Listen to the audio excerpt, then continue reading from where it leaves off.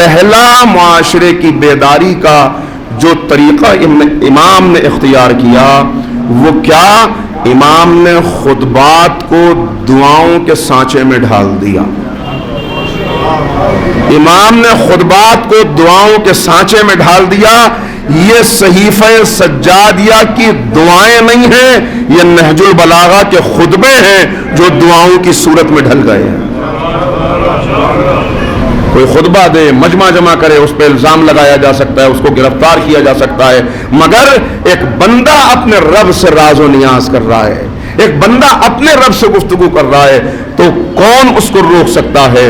اس معاشرے کو بیدار کرنا ہے. معاشرے کے مسائل کیا ہیں؟ ان کے مسائل ہیں بس روٹی، کپڑا اور مکان. انہیں بس اپنا پیٹ، بس ہمیں روزی مل جائے، بس ہمیں صحت مل جائے. امام نے کہا آؤ، تمہیں صحت چاہیے، آؤ سید سجاد تک آؤ.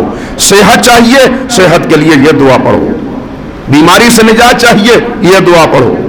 ان دعاؤں کے ذریعے سے امام بیداری کا پہلا قدم امام نے اٹھایا. ان دعاؤں کے ذریعے سے معاشرے کو بیدار کر رہے ہیں. دعاؤں کے ذریعے سے بیدار آؤ، ان دعاؤں کو پڑھو. دیکھو دیکھو کیسی کیسی دعائیں ہیں، کیا کیا پیغامات ہیں.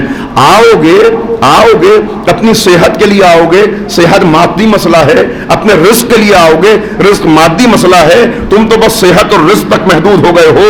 مگر جب آؤ گے اور ان دعاؤں کو پڑھو گے اور اس میں اپنا عرض کرنے سے پہلے، اپنی بات کہنے سے پہلے اللہ کی حمد و ثنا کرو گے، اللہ کی صفات کو اس زبان سے پڑھو گے جو امام کی زبان ہے. تو اب ایک تو امام کا کلام ہے، دوسرے اللہ کی صفات ہیں.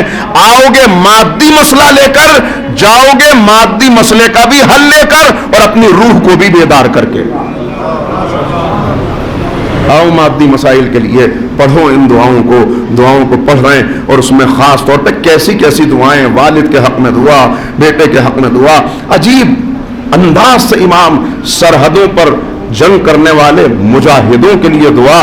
اور روز جمعہ کی دعا کو آپ پڑھیں تو محسوس 51 دعائیں ہیں، مگر 51 دعاؤں میں کیا معارف ہیں جو امام نے بیان کر دی ہے. 51 دعائیں صدیاں گزر جائیں، ان دعاؤں کی تشریح اور ان دعاؤں سے کسب فیض اور کسب نور انسان کرتا رہے، تب بھی ان دعاؤں کی حقیقت کو نہیں پا سکتا، تب بھی ان کے صحیح معارف کو جذب نہیں کر سکتا. صلاحیت نہیں ہے انسان کے اندر. یہ پہلا قدم ہے جو امام نے اٹھایا اس معاشرے کو بیدار کرنے کے لیے. آئیں کسی طرح پہنچے یہاں پر، شاہراہ پہ دعائیں ہو رہی ہیں. طاؤس یمانی کہتے ہیں کہ میں نے دیکھا خانہ کعبہ کا پردہ پکڑے ہوئے، چہرے پہ چادر ڈالے ہوئے کوئی بزرگ ہے جو گڑ گڑا کے دعائیں کر رہا ہے، جو رو رو کے دعائیں کر رہا ہے. پالنے والے میرے گناہوں کو معاف کر دے، مجھے بخش دے، مجھے معاف کر دے. کہا کہ ایسی ساعتیں تھیں، ایسا وقت تھا کہ جب ذرا اس کا گریہ بڑھنا شروع ہوا، اس کی آواز ذرا بلند ہوئی تو اب محسوس یہ ہوتا تھا کہ درختوں کے پرندے بھی اس کے ساتھ گریہ کر رہے ہیں، سب اس کی آواز میں شامل ہو گئے. خانہ کعبہ مجمع موجود، بہت سے افراد عبادت کے لیے آئے ہوئے، مگر اب ایسا لگتا تھا وقت کی نبضیں تھم گئی ہیں، ٹھہر گیا وقت. ہر انسان اپنی جگہ پر رکا ہوا بس اس شخص کی طرف دیکھ رہا تھا جس کی دعاؤں کا اثر یہ تھا کہ ہر آنکھ سے آنسو جاری تھا، ہر آنکھ سے آنسو جاری تھا. وہ اپنے گناہوں کا ذکر کرتا تھا، یہاں ہر گناہگار کو اپنے گناہ یاد آ رہے تھے، آنکھیں بہ رہی تھیں. کہ معلوم یہ ہوتا تھا ذرا اور وقت گزرا تو ایسا محسوس ہوتا تھا کہ اب نظر نہ آنے والی مخلوق ہے، اس کی آواز بھی اس کی آواز میں شامل ہو گئی ہے. اب صرف در و دیوار سے نہیں بلکہ آسمان سے بھی آوازیں آ رہی ہیں. تب دیکھا، کہتے ہیں طاؤس یمانی کہ حیرت میں تھے لوگ کہ کون ہے آخر یہ کہ جس کا یہ عالم ہے جو اس انداز سے دعا کر رہا ہے. کہ آخر میں ایک بوڑھا اٹھا، اس سے رہا نہ گیا، وہ آگے بڑھا اور اس نے اس کا بازو پکڑ کے اسے خانہ کعبہ کے پردے سے جدا کیا. ارے کتنے تیرے گناہ ہیں، کتنی دعائیں کرے گا، کتنا روئے گا، دیکھ تیرے رونے سے سب رو رہے ہیں، ایک عجیب عالم ہے، بس اب خاموش ہو جا، اللہ بخشنے والا ہے. ان کو جدا کیا اور اب جب چہرے سے چادر کو اٹھایا تو سید الساجدین زین العابدین امام موجود ہے. امام کی دعائیں ہیں क्या इमाम इमाम इमाम तो मासूम है, ये इमाम हमें बता रहे हैं, ये इमाम माशरे को बेदार कर रहे हैं। अब कैसे रोकोगे? खुतबा न दे सके मगर दुआओं के जरिए से बेदार करेंगे। तड़प तड़प के दुआ कर रहे हैं, मजमे में दुआ मस्जिद में मौजूद है, मजमा भरा हुआ है और इमाम दुआ कर रहे हैं, ऐ पालने वाले मुझे गैर के हवाले न करना, मुझे अपने से गैर के हवाले न कर देना, अगर तूने मुझे गैर के हवाले कर दिया तो मेरा क्या बनेगा। ऐ माबूद मुझे अपने हवाले रखना, मुझे वो आंख न देना जिसमें हया न हो, मुझे वो दिल न देना जिसमें तेरा खौफ न हो, मुझे वो नफ्स न देना कि जो कनात पर राजी न हो, मुझे वो शिकम न देना कि जो शेर न होता हो, मुझे वो दुआ न देना कि जिसमें असर न हो, मुझे वो सेहत न देना जो तुझसे दूर ले जाए, मुझे वो रिस्क न देना जो तेरी याद से गाफिल कर दे, मुझे न देना। ऐ माबूद मैं रो रहा हूँ, मैं तेरे सामने रो रहा हूँ, कैसे न रोऊं, क्यों न रोऊं, मैं रो रहा हूँ अब की लज़ीक़ लहदी, मैं रो रहा हूँ अपनी कब्र की तंगी पर, मैं रो रहा हूँ अपनी लहद की तारीकी पर, मैं रो रहा हूँ उस दिन के उठाए जाने पर, मैं रो रहा हूँ उस दिन मेरा क्या होगा, मैं रो रहा हूँ उस गुनाहों के बोझ पर जो उस दिन मैं लेके खड़ा हूँगा, मैं रो रहा हूँ रोशन चेहरे वाले मेरी तरफ क्यों तवज्जो करेंगे जबकि उन्हें निजात का परवाना मिल चुका होगा, तारीक चेहरे वाले मेरी खबर क्यों लेंगे, इसलिए कि उन्हें तो अपनी ही निजात की फिक्र होगी। ऐ माबूद बस तू मुझे न छोड़ देना, तू मुझे न छोड़ देना। यह है सैयदुस साजिदीन, यह है माशरे की बेदारी, यह है गफलत से चौंकाना, यह है गफलत से चौंकाने का पहला कदम जो सैयदुस साजिदीन ने किया। किसी तरह माशरा बेदार हो जाए, लोग किसी तरह पलट आए, इन्हें मालूम हो जाए इमामत की जिम्मेदारी है, इस जिम्मेदारी को अदा करने का यह तरीका इमाम ने निकाला।